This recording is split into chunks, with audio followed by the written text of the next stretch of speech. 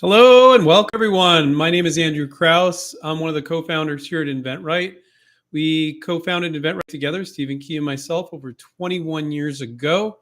And we've been coaching and mentoring inventors for the last 21 years and in over 65 countries. No, I had a long day. I didn't get that one quite right, did I? Anyway, so Caleb, who I see is in the chat here, already wrote legal disclaimer, because I always forget and I include the legal disclaimer halfway through, and I always make a joke of it. It's just a running joke. Anyway, anything I share with you today should not be considered legal advice. Please consult your attorney if you're looking for legal advice. So that's pretty much the disclaimer. At the beginning of these, I like to just take 2 seconds to talk about what licensing is. So if somebody's watching the replay of one of these, they get the idea. With licensing, you do not need to raise money. You do not need employees, and you do not need to run a business. So when you license to a big company, those are the brands that sell at the retailers where you want to be, okay? They're a company that sells a particular product, could be a dog toy or a kitchen gadget or an automotive product or whatever it is, and they sell at the retailers where you want to be. And then sometimes they sell direct too. So when you license to one of those guys, potential licensee, you're the licensor is the inventor. The licensee is the company that licenses your product. It's their money. It's their workforce. You don't need to hire anybody. And it's their existing distribution. You're dumping this whole thing on them. And because that's what they do. That's what they're good at. And sometimes in a lot of companies, not all, but corporate America doesn't stimulate creativity. And you guys are coming at it from a different angle than they are. So you can earn a lot of money with a very low potential risk because you're not hiring employees or starting a business or needing to raise money. And these companies do very, very big volume. So for them, that's normal. And if you're getting a royalty on every single unit, that's pretty cool. So I like to joke sometimes that when you're licensing, you can have delusions of grandeur and you're not delusional because these big companies can do those numbers. Depends on what numbers you're thinking. And some deals are smaller and some deals are bigger, but you see whatever deals you can get on the table and you go from there. So let's, okay, great. I didn't even need to ask my 2 cents that you can hear and see me. So that's good. Caleb says, hi, Andrew, working on my second PPA and forgot how hard I am probably making it. I used Smart IP the first time. That's our solution. But wanted your thoughts on the free templates available, Rocket Law, etc. I haven't seen those other ones. I'm pretty biased. I think our Smart IP solution that we give our students, and by the way, we're going to start making that available a la carte beginning of next week, most likely. So you can get that separately once again. I don't know. I haven't looked at the details of these other ones. I know the patent attorney that we did Smart IP with, we had our input and he had his input, and I think it's better than anything else out there, and I've had people tell us that. I'm not going to say negative things about other solutions, especially if I haven't used them in a long time, but what I've heard from a lot of people is ours is a lot better. Also, the attorney we're working with looked at these other solutions and said, oh yeah, this is way better now. What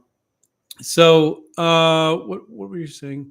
I think that once you go through Smart IP and you use it to file a couple provisionals, I think you can kind of see the format and you could do it on your own. For those of you who have never written your own provisional, it's great because you can write it in common English. If you've ever done a patent search and you looked up patents, you're like, what the heck is this? It's some sort of foreign language. But a provisional patent can be done in common English. I have students of ours, inventRight students, that don't have a GED or a high school degree, and they were able to do it just fine. So sometimes we have, because we've had students in so many countries, sometimes non-native speakers, obviously that's going to be difficult. Doesn't matter if you don't have to write it in that patentese, as I call it, but that you have to have a basic understanding of the English language. So if English isn't your first language, have somebody proofread it. If you're pretty good but not sure, and they should be able to clean it up for you, even not really understanding what you're doing. They're just going to make the sentences make sense because you've gone through our software and it's guided you to file your provisional. It's an interesting handle, FRFPR. I have no idea what that means, but that's your handle. And you guys feel free to type in your first name, or I'll read your handle, whatever you prefer. When can one use patent pending? I love that. So there's two times, I can think about that for a second, that you can use patent pending. One really great time you can use patent pending that all our students utilize is when you file a provisional patent application. Now, attorneys are very anal about this, but they're actually very right on this one. I have to agree, and they're right on a lot of things, but they don't. Patent attorneys don't always treat inventors right. Some of them, but on this one, they're totally right. So, and I've had a few mention this to me before. So, when you file a provisional patent application, it's not a patent. Okay, you didn't file a patent; you filed a provisional patent application. And so, if you never upgrade that to a utility, it's not a patent. So you shouldn't be calling it a patent. It's a provisional patent. Even calling it a provisional patent, this is what attorneys don't like. When you call it a provisional patent, because it implies, which they're right, that it's a patent, but it's not. It's an application. Because with a provisional patent application, if you don't file a full utility and reference that provisional within the year the provisional gives you, then it doesn't become a patent. And don't worry, you can file that again if you haven't made public disclosure. People say all the time, I file this provisional and my month is going to run out, and this attorney said I'm going to lose my priority date, my rights, if I don't file a full utility. I'm like, he's kind of telling you a half truth. He's trying to get your money for filing a full utility, but he's not telling you that if you didn't make a public disclosure, you can just file that provisional again. Now, each one is separate, and you can't continue a provisional in any way, shape, or form except for filing a full utility. But if you haven't made a public disclosure and that time runs out, you can file it again. But some attorneys will make you believe that you're going to lose your rights and leave out a lot of information. And I don't know why, but I've been seeing that more lately. And I think that's just really dishonest, to lead inventors down that path. It's fine if they want to say, look, you're going to lose your priority date from the provisional, but they don't want to tell you, you could just file a provisional again, because you could just take the spend another $75 and do it yourself. But that's the honest thing to say. But they're thinking about things in a different way. They just feel like patents are the be all and end all, and they definitely aren't. So the two instances, getting back to your question, when you can use patent pending is when you file a provisional patent application. This is cool. You can write, not you asked, when can I write patent pending? That's not the right question. Well, no, it is the right question. So when you file a provisional patent application, you can say patent pending. So for $75, you can say patent pending, because that's not lying, because it is pending. If you later file a utility, so it is patent pending. You can legally say patent pending. The other instance, obviously, that you can say patent pending is when you file a full utility patent, but that could be 10 or 12 grand, or a lot of money, right? So the approach that we teach at InventRight is file a provisional for $75, gives you a whole year to fish off the end of the pier, see if there's any interest. And if there is, maybe you can get them to give you the money. We guide our students to do that sometimes. And then you take that money and as an advance on royalties, maybe, and you pay for the patent. So really great technique if you're financially thin, to basically only get the company to pay for the patent, and you've only spent $75 on the provisional patent application. Now, when you do that, it's always in your name. Companies shouldn't be filing provisionals for you. That's not how that works. They give you the money, or you file it on your own. Maybe they give you some advance, and you just take part of that money and file the patent, if that's important to them, which it always isn't always. So FRFPR is your handle. That's your answer. Most of the time, our students, they're going to put patent pending on their sell sheet, and you can legally do that. And that is really cool. You don't have to say provisional patent pending. You can say patent pending. So my 2 cents is their handle. If you were going to submit an idea to Hasbro, would you use their Spark Hasbro website? Any feedback on their agreement from the Spark site? I haven't read their agreement, so I can't give you feedback on that recently. I think I've had 1 or 2 people I think the complaint I've had about that site is that some of the students, or inventors, they were overseas. And it's specifically stated on that site, we can only accept your submissions if you're in the US. I find that to be extremely rare. So rare, in fact, that actually I've never heard that before, except for Hasbro. If you're in the US, it doesn't make a difference, because they just say they want ideas from US inventors. The feedback we got from Hasbro when we had them on a webinar was, we do conferences and different things in Europe, so that might be the appropriate time to send, which I thought was an interesting answer. But portals are never key. My understanding is they have other portals and direct contacts for people that have gotten past those initial stages. So I'm just going to say it. The public Hasbro portal is kind of like for the new green inventors. And the pros that have made a connection with somebody at Hasbro are submitting through a separate portal or directly via email to a particular person. So I would say, what the hell, submit through the portal, but also try to submit to some people at Hasbro through LinkedIn. Definitely. Why not? Doesn't hurt. But always be really polite. And obviously, if you don't know how to do that, um, this is what I'll say. I can't go into all the details because we train our students on how to submit on LinkedIn for licensing. We have a whole program dedicated to it. It's like an add-on program that's included with our coaching. But never, ever, ever send a sell sheet unsolicited via email or via LinkedIn. It's extremely rude. It's like I'm trying to say it without being. I was trying to compare it with dating, but without getting crude. It's like assuming they want to go on a date with you. I think that's the best way to put it, and that's not okay. You don't just walk up to a woman or a man and just say, "Hey, I'll meet you for our date over there at the coffee shop at 5." It's like you ask, so you should ask if you can send your sell sheet. My 2 cents says, by the way, thank you for your time and great advice. I always ask for this at the end, but I'm just going to mention it really quickly. I would love to get to 80,000 subscribers within 6 or 8 months. I don't know if that's realistic. We're at 50 something thousand subscribers. I forget. I'm guessing. I haven't looked at it in a while. 56. I don't remember. But so if you guys could subscribe down below, if you're not subscribed, click on the notification button, watch a bunch of our videos too. But subscribing if you're not subscribed, please do that. Nothing happens. I think if you're on YouTube and at the time it might pop up and say we're going live, something like that, but you're not going to get spam or anything like that. They don't give us your email. Not that we would spam you, but so please don't hesitate to do that. That's how you can thank me for spending a whole hour of my time answering your guys' questions. Also, we can't always get to all these, and I could definitely get to the ones that are in here now, 14 minutes in. So don't ask a question at the very end and expect that I'll get to you. I just can't always get to everybody. And usually 15 minutes in, we got a slightly lighter crowd today, so it's probably should be able to here. So let's see. So my 2 cents says, by the way, thank you for your time and advice. Thank you. That means a lot to me. I appreciate it. Deidre said, hi, Andrew. Hey, Deidre. How are you doing?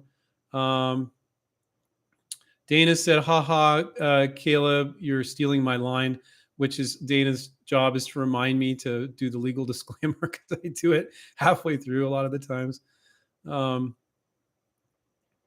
Derek said, advice for phone call pitching. Record your phone call, not to share it with anyone, but to merely study yourself and where you can improve on, such as repeating yourself or any other bad habits. Yeah, I think that's a great idea, Derek. Absolutely. And I think that I got like a microphone here. If you have your phone and you put it on speakerphone and then you just hold it up, near your computer, it's recording, or your laptop or another phone or whatever, and there are I think it's hard to find applications that'll actually record a live phone call. But I think that's a great idea. Boy, it's like an earthquake here, huh? I did that on purpose now. Yeah, I think that's a fantastic idea, Derek, really. And I think also writing it down and then practicing it, but then not actually reading it when you call. If you read something over and over and over again, like your intro or saying hi, it becomes kind of ingrained in your brain, and then you can say it naturally. You can read it too, but it might sound like it's being read, and it might sound a little bit awkward. Leon said, I'm running out of toy companies to submit to.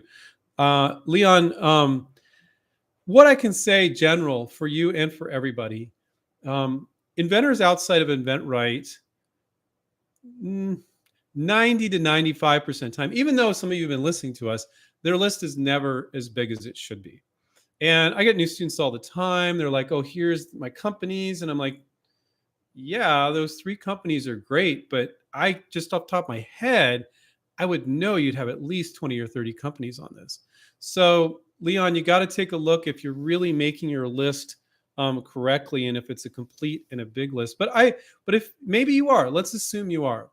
Let's assume you are making the list of companies that's right for your particular kind of product, and you know how to do that searching and know how to find those and putting in the time to do it. It can be kind of time consuming. A lot of people just tend to go with whoever's in front of their face. Like the one they know that's familiar. Oh, Google and Apple or 3M or whoever.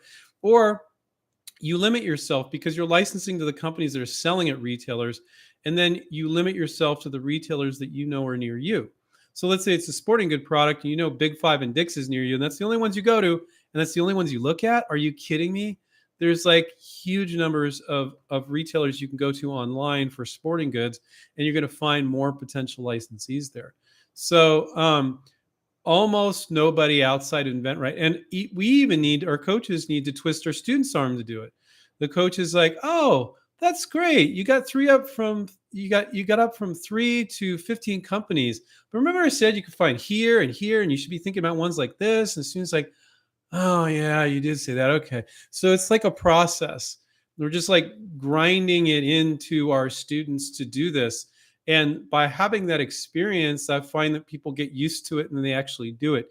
But I find that outside InventRight and us coaching our students, you could say it to your blue in the face, and the average inventor just won't do it. They just don't put the time in. And it can be kind of time consuming to find all those companies, depending on. Toy companies, I think, would be a little bit easier, Leon. But anyway, so I'm just saying all this to help you guys, to help you get into the right mindset, because that's what we do here at InventRight. I know you guys aren't students, or maybe some of you are joining anyway, even though you're students. But we always want to help do things to help you move forward. And mindset is everything. We can give you tips, but mindset. And so a lot of companies, as many as you can. Now, let's get back to Leon's question. He's running out of toy companies. So how many did he hear back from? I'm just going to see if he typed anything else here. How many did he hear back from? And was he able to send the sell sheet? All those things you want to take a look at, So, and then at some point, let's say he does, let's say for this particular idea, because it's not every product is going to have 30 companies. Maybe let's say with Leon, let's say, no, he gave it a thorough look and it's 19 companies that are toy companies that are a right match. Okay. First of all, you're not done until you get a no from everyone. Either they're going to tell you they're not open to ideas, which I don't know of a single toy company that isn't in toys. Some other areas, you'll get a few that aren't. You will get companies sometimes that are open to ideas, or not open to ideas. Sorry for mumbling. And then other ones that are, send it over. And then they give you a polite no. But a lot of times when companies give you a no, it's a non-specific no. It's not at this time, not a right match for us. And guess what? There's some ones hidden in there where they actually liked your product. Well, Andrew, why would they tell me no then? Because they're too busy, because they're people just like you and me. And they have 3 bosses and 5 projects and inundated with email, and they just don't have the time to take it on. So they're going to reply, not at this time, not a right match. So let's say you get that from 19 companies, Leon, and you go, oh, this licensing thing. First of all, this would be the crappy attitude to have. This licensing thing doesn't work. I guess that's it. No, you're going to, first of all, take another look, see if there's some more companies you haven't sent to. And then don't throw that product in the garbage can. No, most inventors would never do this. Put it on the shelf. And then reach out to all those same companies, maybe a few new ones, like 6 or 8 months later. And I get students all the time that are licensing stuff that way, because next time you send it to them, you just hit them at the right time. It's a little bit of luck, but it's not luck because you're doing the work. You're sending it back out again. It's so easy. You got all the emails and you got your sell sheet. Just send it out again. It's like the easiest thing in the world. But most inventors would never do that. And they might be in a different headspace. And 2 weeks earlier, their boss said, we need new products.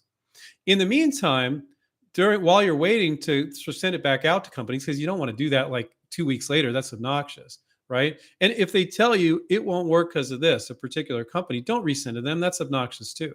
But to resend it 6 or 8 months later, maybe you tweak your sell sheet or whatever. I'm not saying that's something you do 100% of the time, but if you get all these non-specific no's, if they give you specific reasons why not, do not resubmit to them. That's not okay. But most of them won't. Most of them won't give you specific reasons why not. In the meantime, you're working on another product. So now you're not crying that you didn't license your first idea. You didn't throw it in the garbage can. You put it on the shelf. You're reaching out to more companies. So you're not just like focusing on this. New inventors will do this negativity that you couldn't license the first one. Instead, you're focusing on another product. Now, don't get so into it that 6 months later, 8 months later, or a year later, or whatever, you're not going to throw it back in the mix. And you may then work on another project, and it might be 2 years later before you resubmit it. But sometimes then the emails will change. Maybe the same people aren't there anymore. So this is a strategy that you can implement. So Leon, if you are running out of toy companies, and here's the problem that people run into that InventRight students don't once they're on board with us. It happens to them before they come on board. When you go out and spend $5,000 on a prototype and $10,000 on a patent, how many times are you going to do that? How many times are you going to do that to yourself or your spouse? How much money do you have? And most people can't continue to do that. And it is a mistake. Instead, spend $75 on a provisional patent, and you'll always, unless you're just dirt poor, have the financial bandwidth to move on the next idea. And if you're that dirt poor that you can't afford 75 for a provisional, you shouldn't be working on licensing your inventions. You should be working on getting a day job so you're making enough money so you can pay your utilities and your rent. Like when people tell me they can't afford 75 for a provisional, I say, you should not be working on licensing your products. Now, if somebody says I can't afford a $10,000 patent or even an affordable one that's $8,000 or something like that, that's fine. You can do the InventRight approach. So, man, Leon, I just really answered your question big time there. Let's see.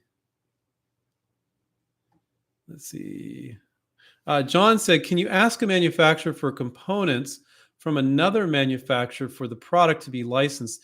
The requested components has better performance than the one from the original licensee. That's kind of a tough one. A lot of people come and go like, oh, my product has Velcro in it, so I need to get permission from Velcro. And I'm like, no. First of all, there's a generic version. It's called hook and loop fastener, which is the same thing as Velcro. And a lot of the parts that companies are going to use, they're going to buy off the shelf, right? But that's not what. So you don't need to. Oh, I'm going to try to put these two companies together and get this company say give them this part. That's just awkward as all hell, and probably not going to work. But that's not what John is saying here. John is saying the requested component has better performance than the one from the original licensee. So can you ask a manufacturer for components from another manufacturer for the product to be licensed? Yeah, I without knowing specifically what the product is, I think that's possible. But I think when you say manufacturer, if they're a brand, let's say this brand is doing kitchen gadgets, and then you're trying to license to this other company, and when they say, well, how are we going to do this part, or we're concerned about this part, oh, we'll just buy it from these guys, and it's another brand that does kitchen products. No, that's not going to work. But if you mean a manufacturer, like there's tons of manufacturers that are doing generic parts and things like that, yeah, that's perfectly okay. So John, I can't fully answer your question.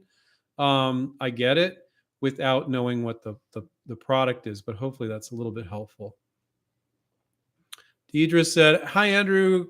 Companies showed interest in my product. I have a provisional patented. They said they are waiting for feedback from multiple company campaign. It's 2 months. Should I take my product back? Well, you didn't give it to them. I mean, what do you mean take it back? I mean, they were a potential licensee. They showed some interest. They wanted to do, I don't know, you don't share what the name of the company is or anything, but they wanted to do some testing, feedback from a multiple company campaign. I don't know what that means. What happens a lot of times is a company shows interest and they want to show it to some buyers at their retailers that they sell to. So that might be what they're doing. I don't know what you mean by a multiple company campaign. I don't know. And if you could clarify what that means, that would be great. And if you can't, you need to ask them. If you don't understand, you need to understand, especially when a company takes 2 months and they're looking at your product, you need to understand the second they say it and ask a few questions and go, what's the next step? what are you doing with the product now? So they said they want to do a campaign to take a look at it and get feedback, but it doesn't sound like you have all the info. And so, you should get that up front. Now, don't worry, you didn't mess it up. You can check back with them. But type in, it should be interesting. Don't type the name of the company or a product, or don't disclose anything specific, but type in what they said they would do with it. And again, if you don't have that answer, you didn't do your work. And I talk to a lot of inventors that they don't interview the company enough. And I talk to inventors that have closed licensing deals with companies, and these are not InventRight students. And I say, and they're usually complaining, oh, they've had it for a year, they didn't do anything. I said, well, where does the company sell? And they're like, I don't know. I'm like, what? Like, you did a licensing deal, you gave them your product, and you don't know where they sell? Are you kidding me? So, inventor, you need to interview them as much as they do you. So, I'm just telling that story, not being critical, just to emphasize the fact that you need to interview them as much as they are going to interview you. And a lot of inventors think like, oh, I'll just like respond to whatever they say. Most deals will die if you do that. I would say 90% of the time. If they're really, really interested and you just respond to their questions, you might still do a deal, but most of the time it'll die. You are more responsible for moving it forward than they are. That shocks people. And when our students get interest, when we put them on with our coach Paul, or if I get involved somehow, I always say that. I say, Paul will show you how to ask smart questions to help them move it forward. They don't license every day. I mean, maybe the company's licensed 15 products, but the marketing manager you're talking to has never done a licensing deal, or maybe you did one like 2 years ago, And so you're more experienced with our guidance to move the deal forward than just relying on them to move it forward, because they'll ask stupid questions sometimes. And you're like, well, Andrew, that's fine if they want to ask a question. It's like, yeah, it's fine. But sometimes they'll ask questions that don't move it forward. And they don't even know you're doing it to them or with them. You're helping guide them. And it's not like you're like, getting this big, marketing manager for this big company and giving them a noogie or something like that and going, you're going to do it my way. It's so subtle. It's just like, oh yeah, you change the direction of the conversation, sort of thing. So, I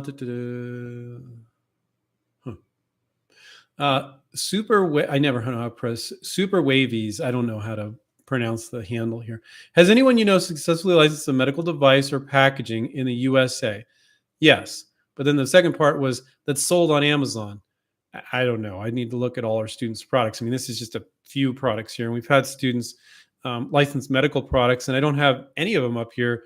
Some of them were retainers and different things that probably look really weird in the background up here, but maybe I should pick those up.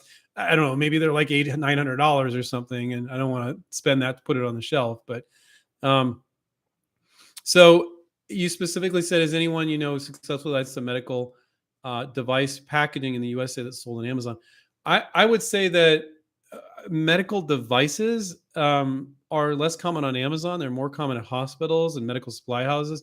And there's medical devices, but I think like a lot of stuff that's sold on Amazon is, but I'm not saying this is true necessarily, but is more like stuff that you get in these old folks catalogs. There's like catalogs and websites that, it's like a stick you use to get a can off the top shelf and you squeeze it, and there's things for walkers and canes. And so I like to call those quasi medical devices, like they're assistive devices for seniors and then sometimes people with disabilities.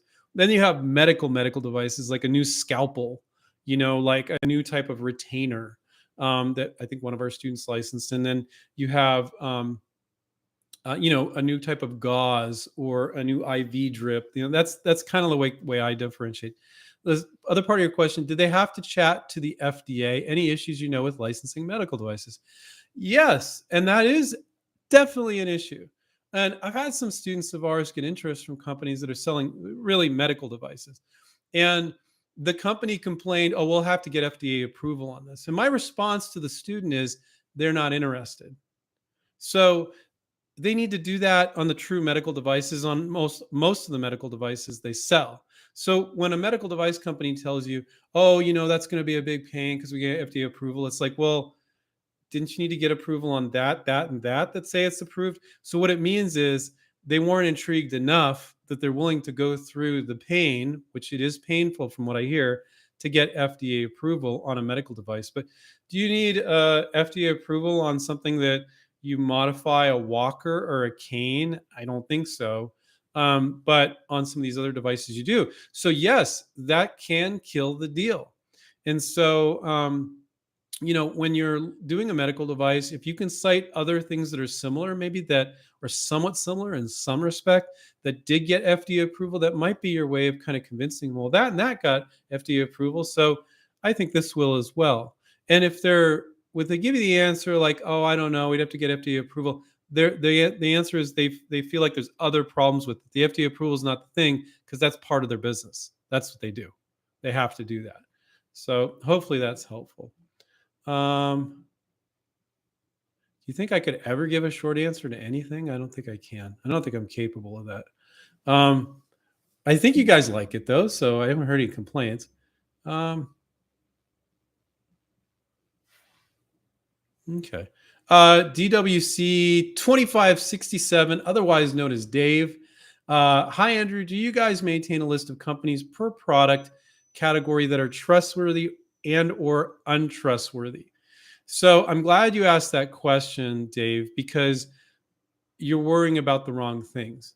So yes, at InventRight, we have a list of a couple thousand companies. It's called InventRight Connect that we had called. I don't know if they're trustworthy or not. And they said, yes, we're open to ideas, or no, we're not. Now, if a student ever says, which they never get, like, I have a problem with this company, like I think maybe once or twice, and we look into it, we'll remove them from the list.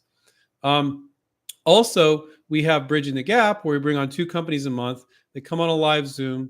They say, here's a little bit about our company. Here's what we sell, and here's what we're looking for. And you're staring at the CEO or the marketing manager, or on last Thursday, it was one of the creative directors, basically, in the face. And it's like, whoa, they're a person just like me. And then our students will get that email from the coach.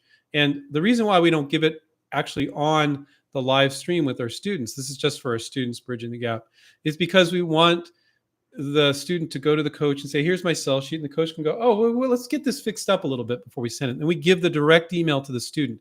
We do not act as a go-between. So we have InventRight Connect with a couple thousand companies. We have Bridging the Gap.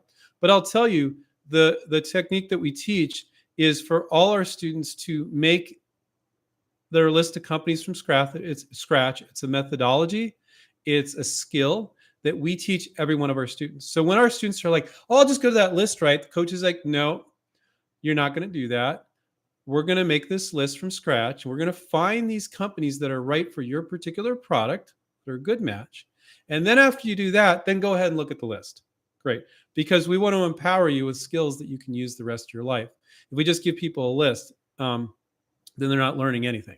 Okay. Now we do have it, but when you take a look at it, actually, I've found that it's easier to make that list from scratch than to go through that list, especially if it's a category like kitchen where we have so many companies. But we are not maintaining or stating that they are honest or dishonest. You're worrying because you're new to this. So what I can tell you, this will help you. It's not about a list of trustworthy companies. You'll never get that list. Anybody that claims to have a list, how can you know? Okay. So what we do with that is, what I'm saying is, I lost my train of thought there. Okay. Your mindset is wrong in that we've had students in 21 countries, for over 21 years in 65 countries. I'm a little tired, guys. And we've never had one of our students that presented to a company while they were a member with us or beyond that I'm aware of, that got knocked off by a potential licensee, a company that thought were a good match. And that's not all about provisional patent applications. At least half of protecting yourself is conducting yourself professionally. So when our students conduct themselves professionally, and that, let's say, I've given this example before, but I'll give it now. Let's say Sally is at the company. She's a marketing manager. She kind of likes your product. Let's say, who was I talking to here? Dave. So she kind of likes the product. And so she likes your product, Dave. She's going to show it to Bob. Now, Bob's a dick. Bob is a CEO, and he's one of these, let's just say he's one of the 3 or 4% of companies. I think it's that small, most industries. unethical CEOs, let's say, or just some other person in the company is not ethical. And Sally says to Bob, who's the marketing manager, Sally's the marketing manager, Bob's the CEO. Hey, Bob, I think we should license this. This is a really cool idea. I think it would fit well in our product line. Bob's like, oh, Sally, why should we pay this guy? We don't need to pay him. We can just work around it. And she says, Bob, okay, yeah, that guy a year ago. This is an unethical company, which I think is rare, but they exist. Yeah, that guy a year ago. You know how he was acting wacky and stuff. Like he wouldn't know if we did something. He would have no idea. But Dave here, he's got a great sell sheet. He's not rambling in his email. He's very communicative. He doesn't seem difficult. He's not like that guy. I think we should either license this or we should move on. I think it's a liability, Bob. I think we get our ass sued. Oh, okay. Well, fine. Maybe I'll consider it. Anyway, so there's my unethical CEO Bob voice. And sorry if your name is Bob. I just made up a random name. Nothing wrong with the name Bob.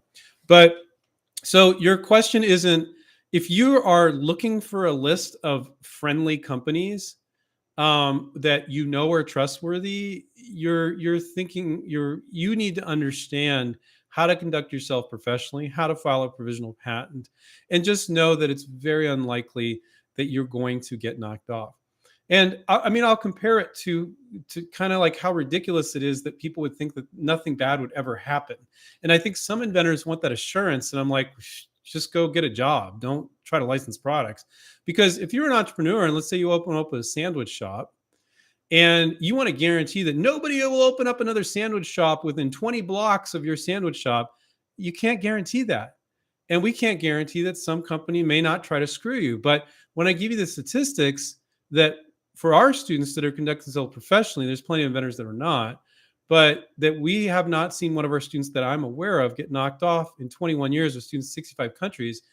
That should be enough. And if that is not enough to make you comfortable, then you shouldn't be trying to license. You're too worried. And I'm not saying you are. You brought up a great question. And everybody else appreciates it because I guarantee a bunch of other people are thinking the same thing, especially when people are new. So hopefully that was helpful. Jacob said, hey, Andrew, if I join InventRight tomorrow, will you be my coach? So I was our original coach. I was the original OG or whatever you want to call that. And I was training the other coaches. But now we even have a head coach that trains the other coaches and works with the other coaches. All our coaches are employees. Nobody's a contractor. And they meet. It used to be twice a week, but now it's once a week with our head coach, Terry. And they're absolutely fantastic. I do not do coaching anymore. I have 23 employees and 10 contractors to manage. And now with that said, Stephen, myself, Terry, our head coach, our negotiation coach, Paul, he's probably the one that does the most.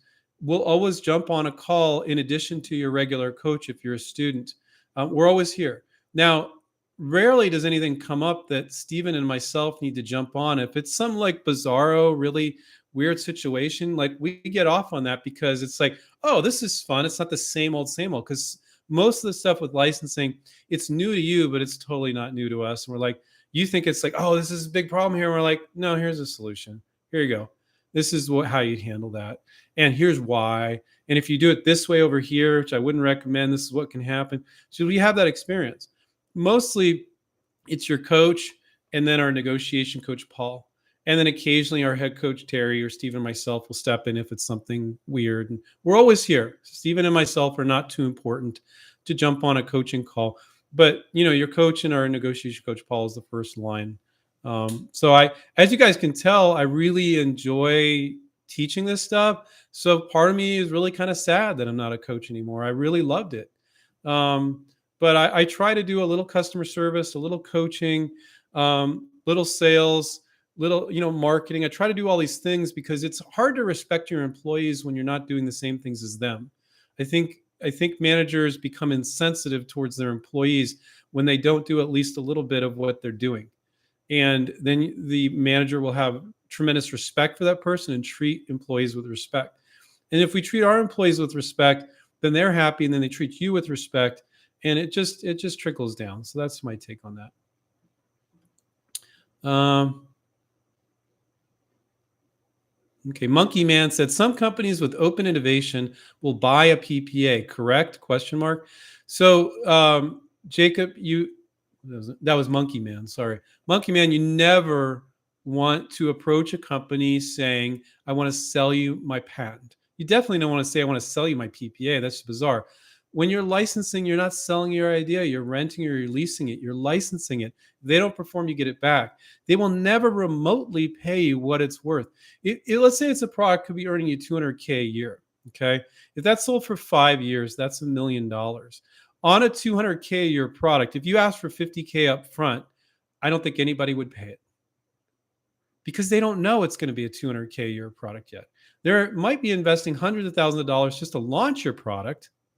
And now you're asking for a bunch of money up front. They're taking all the financial risks. They're doing all the work. Are you kidding me?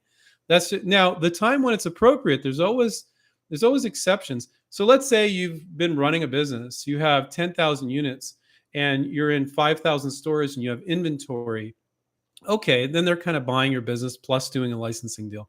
But you don't need to do that to do a licensing deal. That's the other thing that I'll say is some people are like, well, I'll get a higher royalty if I sell it. And it's like, you may just screw yourself because if they see that you've only sold 500 units or even 5,000 units, they'll be like, oh, I thought this would be a big hit.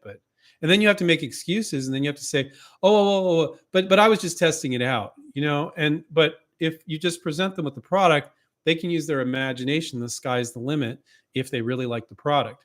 So never, and I'm just correcting you on a little part of it. No, they will not buy your PPA and never ever say, I want to sell you my patent. It's a complete and utter rookie move. So hopefully everybody benefits from that. You want to license the product and I'm going to license it to you for royalties. So as you make money, I would get a small royalty per unit. Okay. And don't just go repeating that if you don't know the rest of what to say, guys. Sometimes Steve and I will say on a YouTube show, yeah, people will ask and say, yeah, the most common royalty is 5%. But I have plenty of people where they don't blurt that out. And the company's like, well, we typically do 8% deals. It's like, wow, you would have your foot in your mouth and screwed yourself out of 3%, if you had said that. So don't go saying percentages either. You need to evaluate it and then make a judgment. And that gets pretty in depth. And that's why we have a negotiation coach just for that, because it's really easy to kind of screw that stuff up. You don't do all that work, get a deal on the table, and you screw it up by saying something stupid, because it's like licensing is like if you just mess up one thing along the way, the whole thing can get tanked. It really can. Will said, is as seen on TV licensing the same as regular licensing, where after a set amount of time, you take back ownership of the product? Well, Will, I think you're a little under the misperception that, yes, licensing contracts are often 3 or 5 years, but I've never seen one of our students pull that contract. Like if the company's doing well and they've been selling for 5 years, like why would you go, oh, well, the contract's up, bye, I'm going to take this somewhere else. Like, why the hell would you do that? And if the company's smart, like they'll insist that after 5 years, if they're still meeting the minimum guarantees and still selling a certain amount, they could continue to sell it. I'm always amazed that companies sometimes don't do that. I'm like, wow, that's stupid, because the inventor could get you over a barrel then. But they probably just tell you to screw off and go, you can have it back if you do that, because that's kind of an a-hole move. So this perception that you're going to get it back, yes, the way you're going to get it back usually with the licensing deals, they're not meeting minimum guarantees and other criteria. They're failing, whether they failed early on or the product is starting to dive later. And just because in the contract you have the right to take it back doesn't mean you will. So let's say it sells for 5 years and the sales start to taper off. Well, and you kind of look at what they're doing and you're like, I think that's just the product life cycle of this particular product. And you don't necessarily want to pull it. Maybe you want to continue to get royalties for another year or two, even though it's smaller, right? And so just because the contract gives you the right to do it, which you do have that right to take it back, depending on what you put in the contract, doesn't mean you want to take them up on that. But as seen on TV, not many products are going to be selling for more than 5 years. It's pretty rare. Like they usually kind of skyrocket and then they crash. And there's ones that continue to sell for a really long time, like the Snuggie or something like that All Star Marketing did or something like that. But so I want to correct you on this thought that there's a term for the contract. There usually is, but it usually also says they continue to sell it if they meet certain criteria, and you'd want them to do that. And what are you going to do with it? You're going to take this product that's been selling for 5 years and go, hey, company, here's this worn out, dead product. Do you want to license it now? Does that make sense? Not really. Could, but you are right in that you're never selling your idea. You're renting or leasing it. So yes, you do have the right to take it back. But the question is there anything you can do with it after that point if it's been successful for a while? Now, the point at which it's really powerful is if they fail, and you're like, they failed because they didn't do this and this and this, and then you can take it and license it to somebody else, hopefully.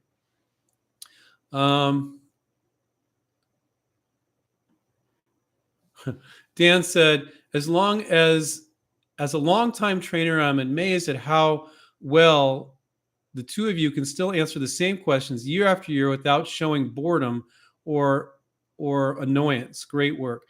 I have a trick for that. I think about the people that I'm helping, because like you guys didn't decide, oh, I'm going to be an inventor. It just happened to you one day. It's like part of who you are. It's really important to you. And I talk to inventors every day. It's really important to them. It's like a passion, right? But they're struggling with the business side of stuff. So it really energizes me when I talk to somebody or do this, and they're so passionate. So I think Stephen and myself and all the coaches and everybody at InventRight, we feed off the excitement of the inventor to get re-energized, to open their eyes as to the right way to do things. And it's pretty rare. It's a very rare thing. My aunt had a manufacturing business in Silicon Valley, and I was telling her about my business. She looked at me like I was an alien. She's like, "No, Andrew, business is nothing but problems, employees complaining, customers trying to screw you, blah blah blah." That was her perception, which I could see in that manufacturing business. But our business isn't like that. People tell us how great we are every day, and I don't think that's it's just great to get that reinforcement that we're making a difference in somebody's life.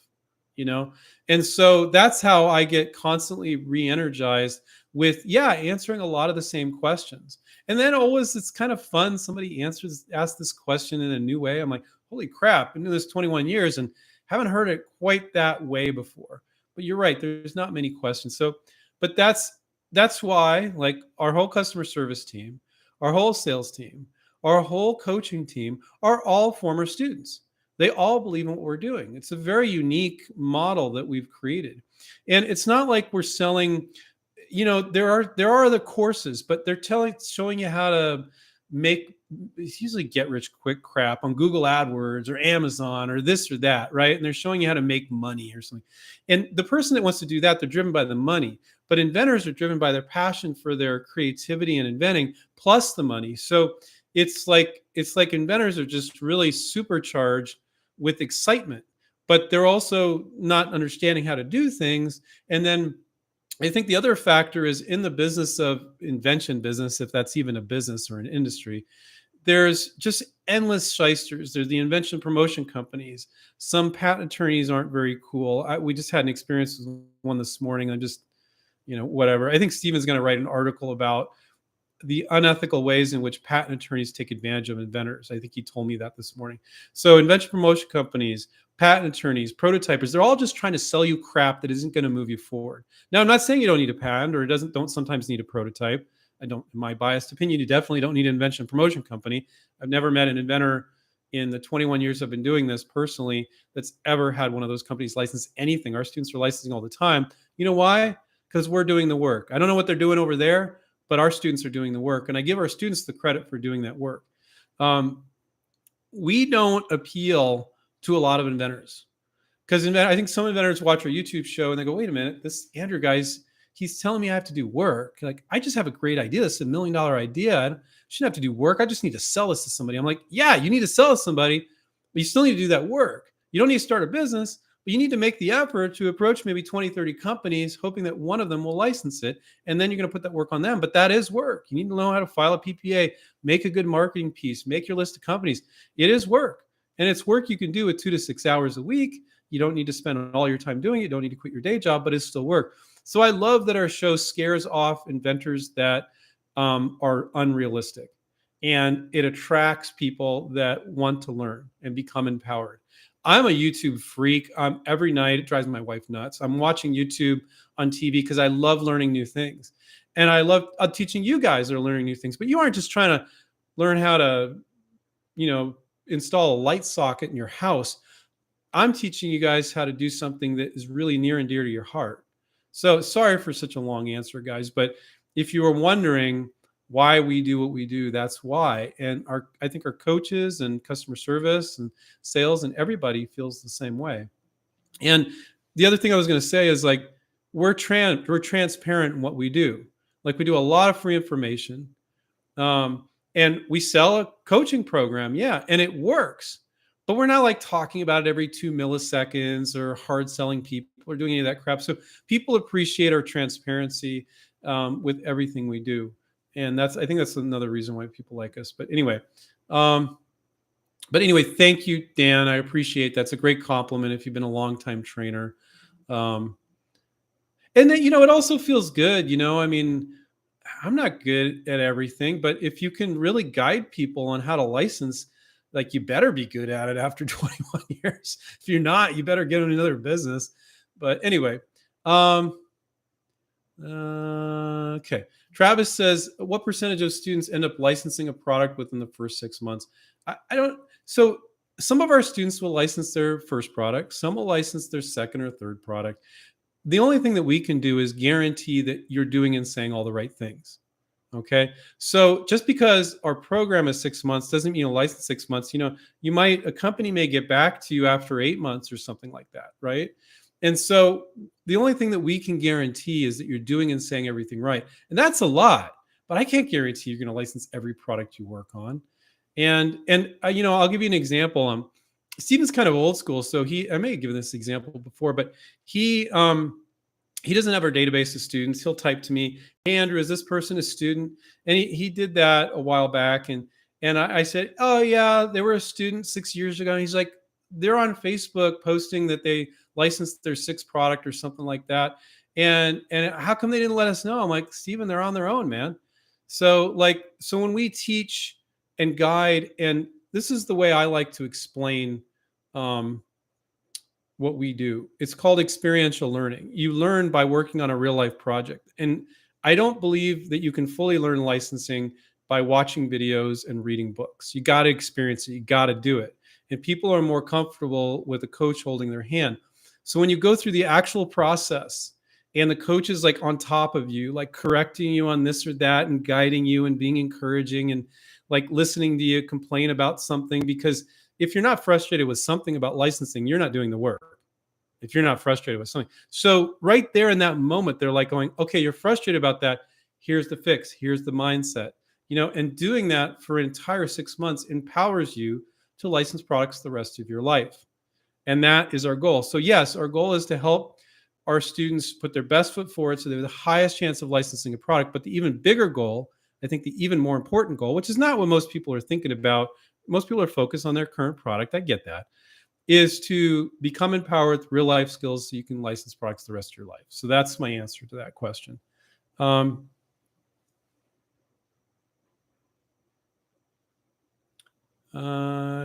Okay, Garfield said, is a provisional patent better than a full-blown patent when it comes to getting a licensing deal?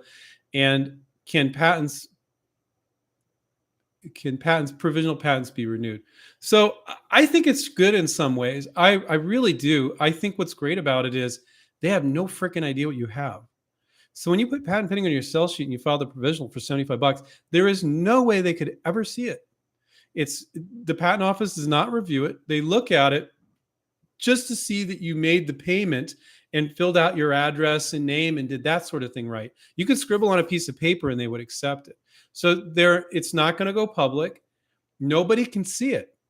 So you're keeping those companies guessing as to what protection you have. I've had new students come on board that have filed full utility patents, and this is rare, but if it's in a very difficult industry like Stephen or other co-founders, like packaging or medical, I always say to them, this is only for those a few industries. You don't have to do this normally. I say to them, you know what? Your patent's issued. And they're like, oh, yes, I'm so proud my patent's issued. Yeah, it's like they can see what claims you've gotten.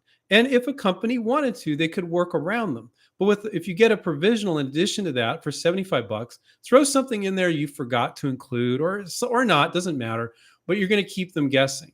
So they can see exactly what you've got claims on in your patent, but they have, and then you can say patented and patent pending. And so for 75 bucks, it's a great tool. Now, I've taught you guys in this session not to be paranoid. I told you that I haven't had one of our students get knocked off in 21 years that I know of, that I'm aware of, that a company they presented to, because our students conduct themselves professionally. But at the same time, there are difficult industries like medical or like packaging that you want to kind of keep them guessing. And a provisional patent is the way to keep them guessing. They cannot see it. They can't look at it. They can't look it up. Okay. And the other part of your question is, can it be renewed? The answer is no, but you can file it again. So if you filed it 12 months ago, that's done. It's as if it never happened. Okay. But you could take that same provisional file today, providing you didn't make public disclosure, put it up for sale on a website, offered it for sale at a swap meet, put it up on a YouTube video, anything like that. But if you haven't made public disclosure, you could just file that again, and you'll get the new year from the new date, but it doesn't reach back to the earlier date. Okay. And the only time that ever be an issue is somebody came up in that period of time. Oh, well, I need that protection, Andrew. It's like, okay, good. You go spend $10,000 for that, or you can run the risk of the fact that somebody might have filed something similar in that period of time, which I've literally, again, giving you statistics here, I've never seen that in 21 years. I've never seen, I don't think provisional patent's been around 21 years, but I've never seen, since the provisional patent came out and since we've been around, I've never seen it happen. Could it happen? Yes. Do you want to spend 10 grand on a patent on something that remotely might happen? Most of the time, probably not. And again, anything I share with you today should not be considered legal advice.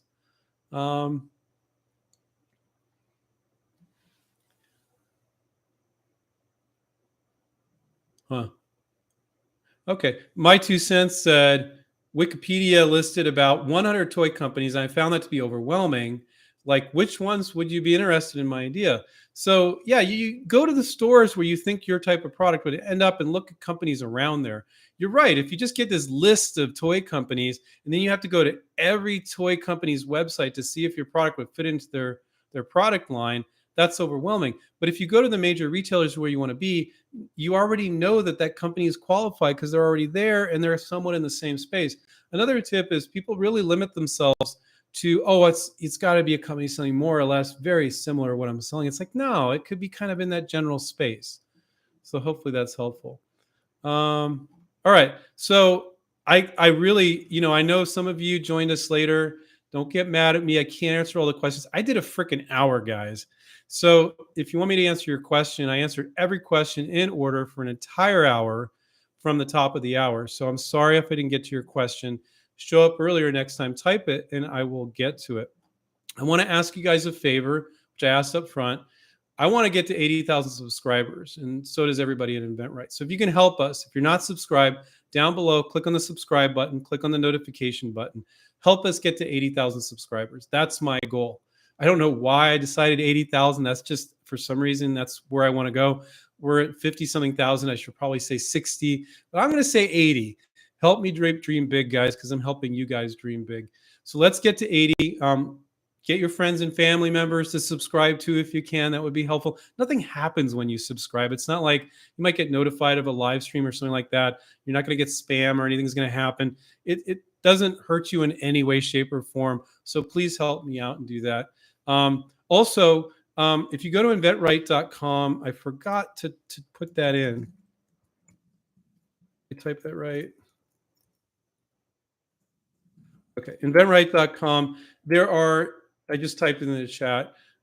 There are free resources page. If you go to inventRight.com and then you click on free resources, there's a ton of free resources. And one of those is our year-long webinar series. You'll find that on the free resources page. Make sure to sign up for that too. Check out all the free resources. I'm talking so fast, I'm slurring my words. Because secretly I was drinking when you guys weren't looking. No, just kidding. But check out the free resources, guys. We're all about educating the inventor community. Steve and I even have another organization called Inventor Groups of America where we do free education there too. So we're not just a bunch of hucksters trying to sell you coaching, but I know that our coaching program could help you. So if you're interested in that, you can check out our coaching program at inventRight.com as well. So take care, keep inventing, everybody, and we will catch up with you next time. Bye-bye.